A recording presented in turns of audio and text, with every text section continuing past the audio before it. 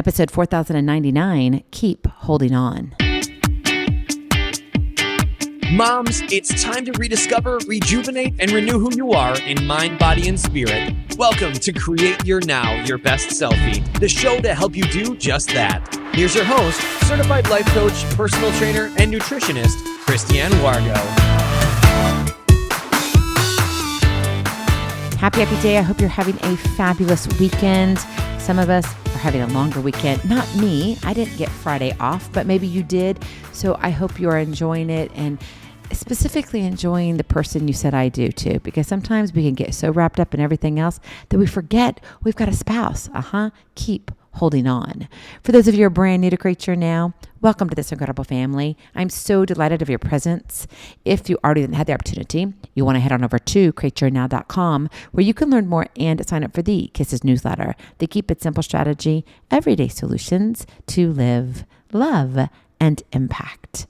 Well, this episode is brought to you by AIM, Inspiring Connection and Community. Well, what have you been up to lately? What have you been doing with your spouse? Like, seriously, have you done anything recently? Something special? That doesn't mean you have to go spend money. It doesn't mean that you got to take a trip or a certain vacation or whatever.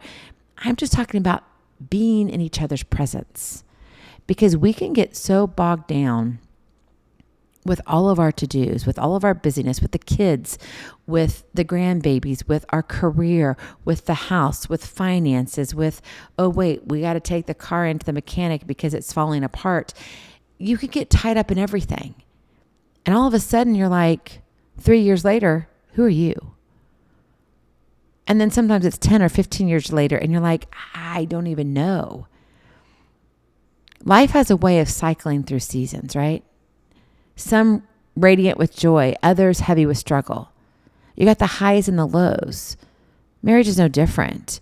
There's going to be mornings when everything feels effortless, and then there's going to be those evenings when nothing seems to work. Couples can find themselves wondering if they're doing anything right? We've been there, questioning, gosh, is this even worth my effort? Or maybe you're just quietly waiting for the other to make the first move. Kind of like back to dating, but not so much fun. Because you're really like hoping that somebody's going to do something and you don't have to. But let me tell you this, regardless of where you are and what season that you're in, your marriage is worth all of it. And you don't have to fall into the norm of giving up when things get hard. Keep holding on. You know, marriage was never designed to be easy. We would like to think so. Dating maybe wasn't easy, but it comes easier after, right? We say I do. And it's like, no. Actually, dating was easy. After I do, it's like, oh, real life.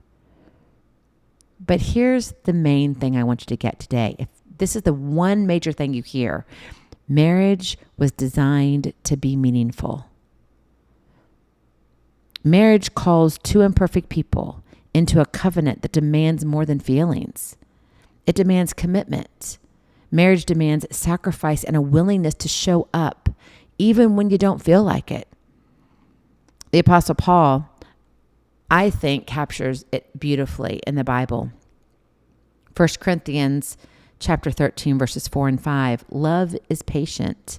Love is kind. It does not envy. It does not boast. It is not proud. It does not dishonor others. It is not self-seeking. It is not easily angered. It keeps no record of wrongs. That kind of love isn't passive, my friend.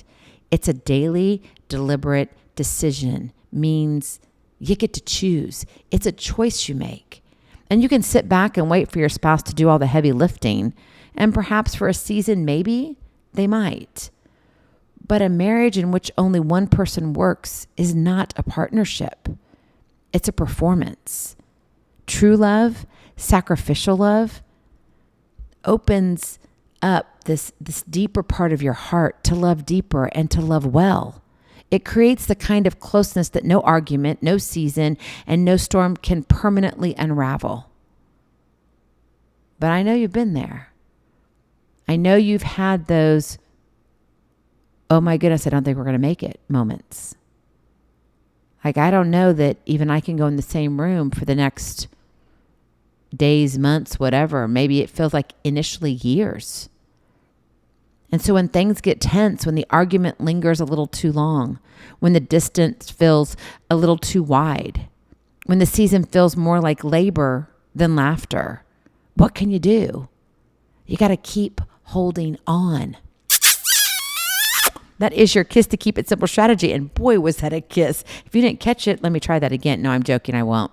But that was really loud. It scared me myself. But seriously, you got to keep holding on. You can't sit here and just allow the season of whatever it is, good, bad, or ugly, dictate how your marriage is going to end up. Because what you're doing is saying, well, I guess whatever life dishes out to me, that's what I get. No, that's not how it works. Right? You have to be willing to put forth effort. Right? You don't go plant a tree and then you're like, wash your hands of your dirt and you walk away. You got to tend to it. You got to water it. You got to fertilize it. And some people would agree that you got to talk to it. I'm one of those kind of weird people, but I'm not like this weird tree person, or whatever. But seriously, right? You got to have conversation. You got to, it's its own breathing entity. And there is something about having love for what you plant, love for the person that you said I do to. But you see, sometimes it stops and we don't realize it. We just get on our own train called the habitual train, and that habitual train just keeps running. And if something comes in the way and it gets derailed, we're like, well, okay, next, move on. Why? And then the problem is it's really complicated when you got social media, when you got stuff out there, and Facebook hasn't been too kind on marriages, I'm just saying. Have you talked to some people whose marriages have been destroyed because of Facebook, people they meet online? It's a real deal. It's a real thing. But then you complicate it with more things, more layers called kids, more layers called finances, career, home ownership, vehicles, right? Everything, travel, anything that you want to do, grocery shopping can derail a marriage. And you're like, no, it can't.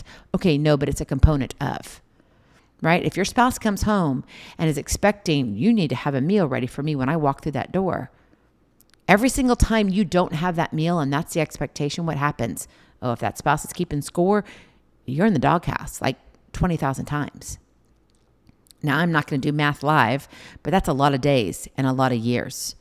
But what happens is eventually something happens, and it's not just about the meal not being ready when you walk in the door. It's everything else that added up to that point. But it's in that moment when the meal wasn't ready that it all goes to hell in a handbasket. I'm sorry if there's kids around, but that's the honest truth. And I don't want you to get to that point in your marriage. I want you to have a strong foundation. And you've got to be willing to keep holding on. So what does it look like in real life to keep holding on? Number one, choose humility over being right. This is hard. This is really hard.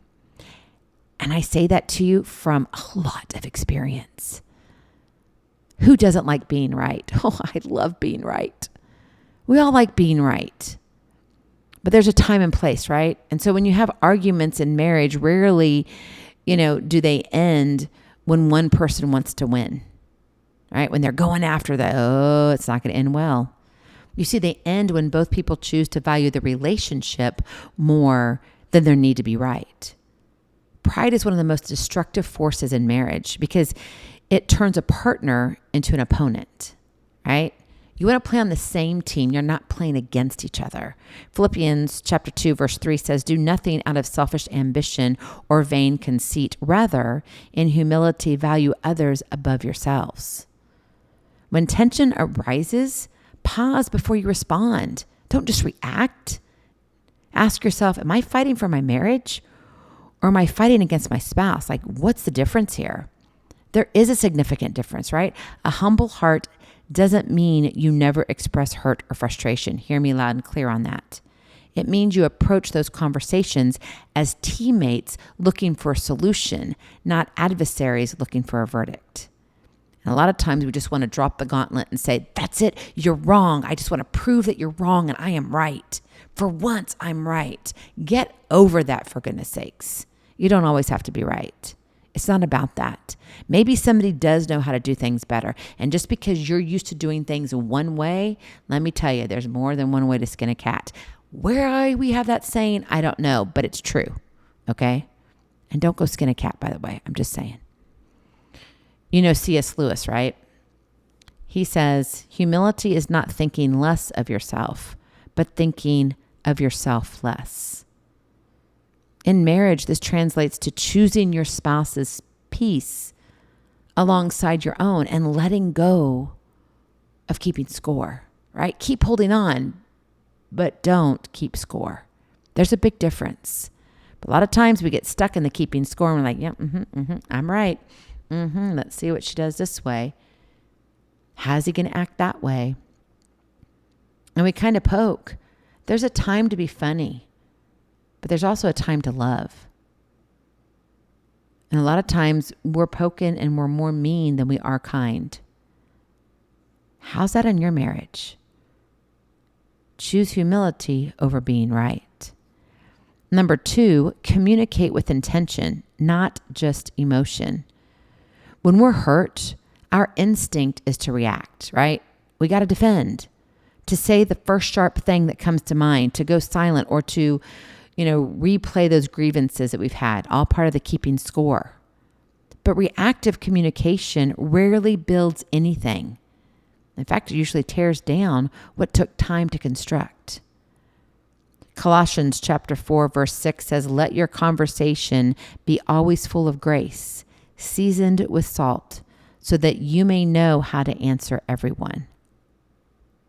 Speaking with grace in marriage means choosing your words carefully, especially when emotions are running high. And let me tell you, emotions run high in marriage. It does all the time. And I would say besides finances, communications is the next thing. It just is. Now, understand this. I'm not talking about abuse in a marriage, okay? That's a whole different conversation. I'm talking about the two kind of main things that show up all the time when marriages are falling apart.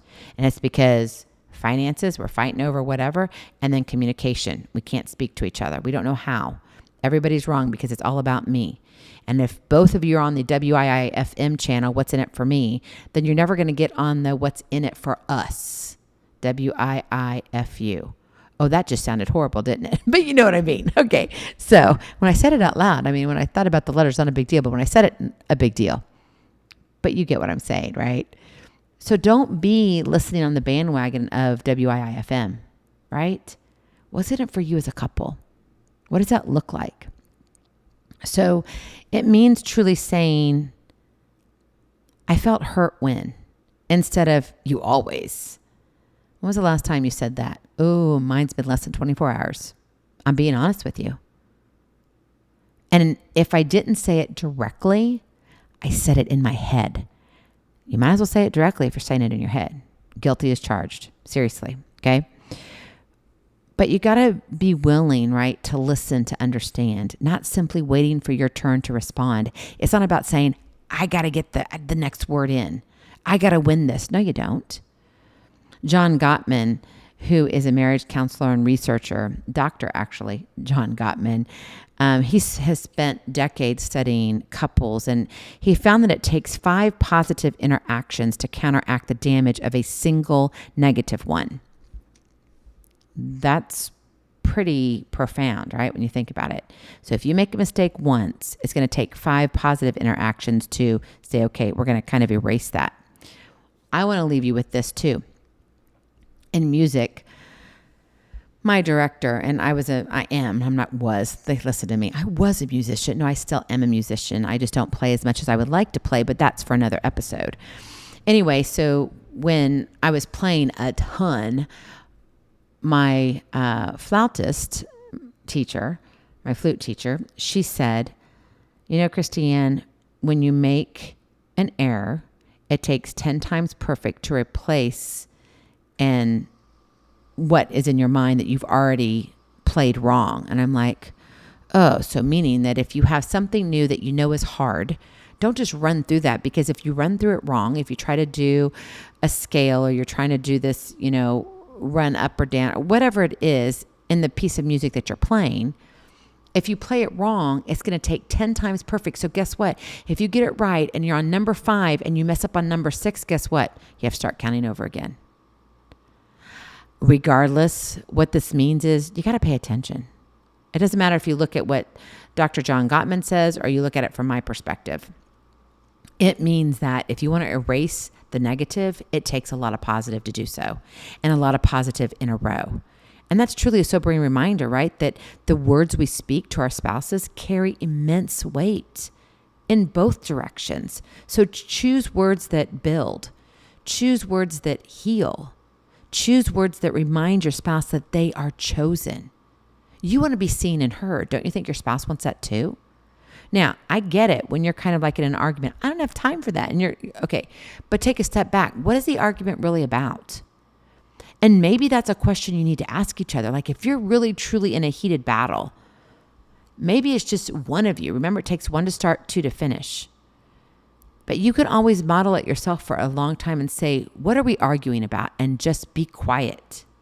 Don't say anything. And if your spouse just runs off, obviously it wasn't a big issue. Because what usually happens is what you're arguing about has nothing to do with what really is the problem. Hence communication, right? Think about that. Number 3, recommit again and again and again and again. One of the most powerful things you can do when your marriage feels hard is to quietly, intentionally recommit. Choose to love your spouse. And it doesn't have to be with these grand gestures, even though, yeah, those are nice once in a while, like, a Mother's Day, or guess what is this weekend? Wink, wink, Father's Day. If you didn't know. So, number 1, if your father's alive, call him. If your spouse is a father, then tell them, I love you. Thank you for what you do for the kids. Don't let it go unseen. It's not about just the kids saying, hey, happy Father's Day.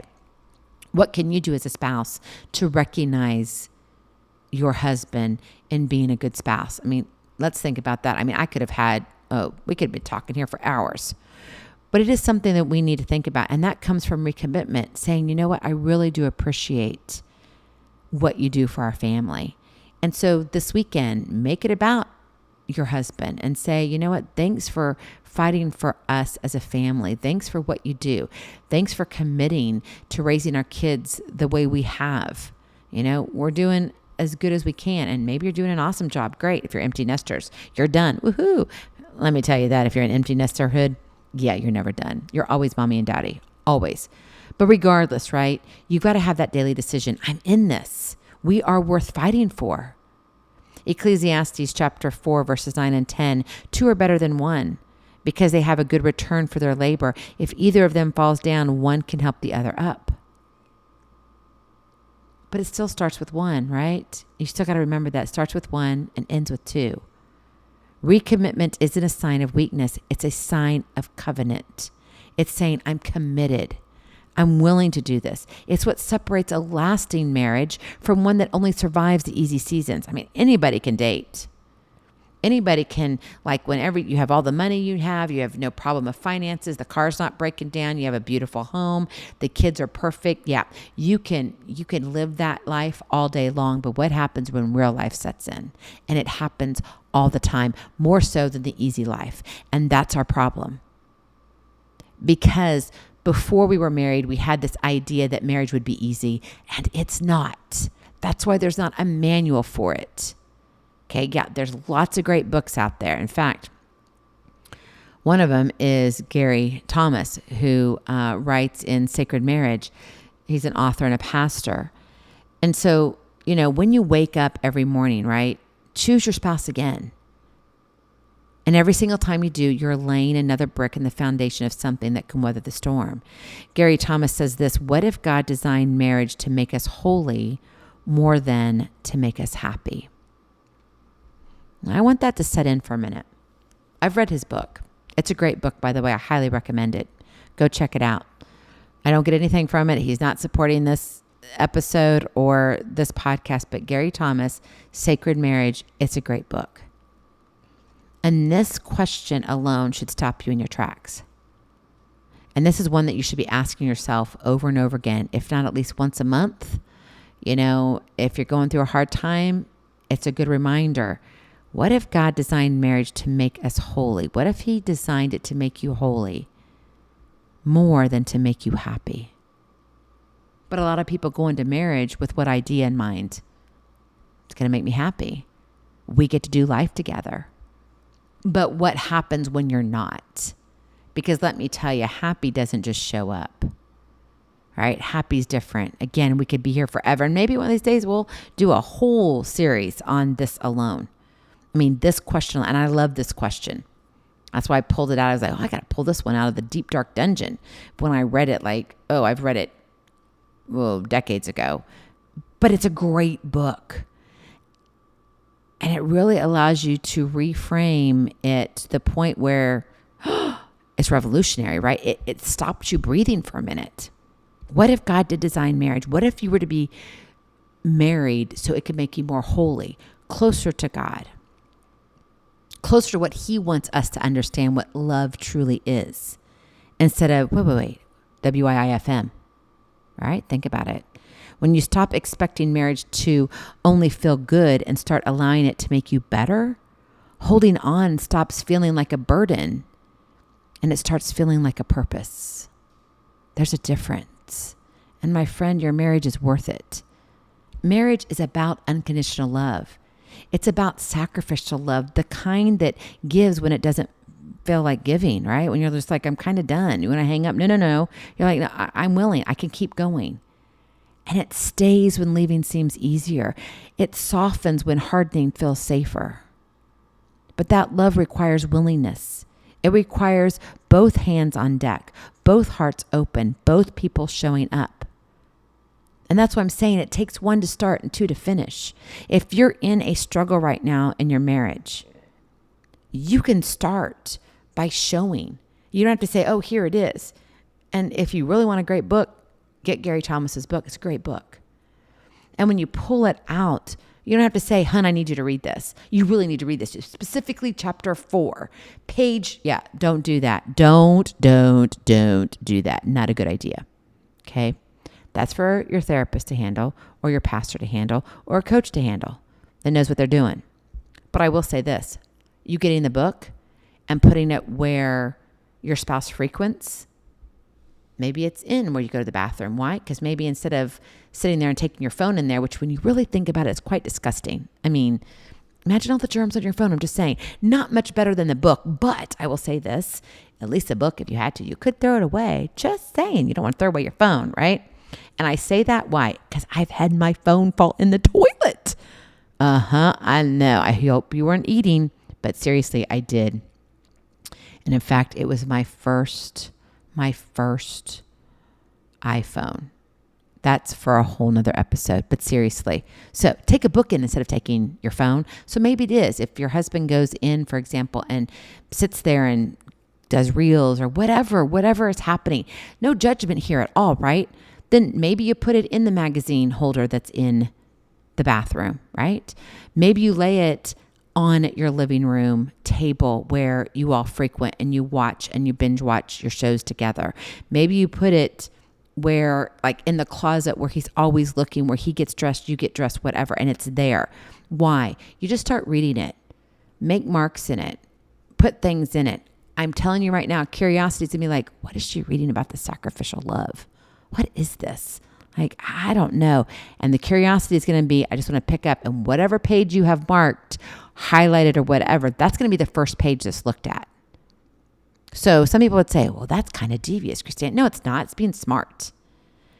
And it starts with one. But it does take two to finish. So your marriage can't get better if your spouse isn't on board. Hence why you got to be willing to start first. And then as you begin to model this, then they're going to be like, something's different. And eventually they'll be like, what is it with you? Why is it that you just like, I feel more connected to you, but then again, I feel like I'm not doing what I'm supposed to be doing. Then you can have deeper conversations. Then it can go somewhere. Okay. It's not about saying you need to read this book because I'm reading it and you would be a much better spouse if you just would. That's not going to get anywhere. Right? You're just going to get into another heated argument, and you may be saying, oh, well, you know what? Maybe it'd be just easier for me just to leave. Not a great answer. You got to be willing, right? And it does require hands on deck for both people, both hearts open and both people showing up. But one's got to be willing to start so two can finish.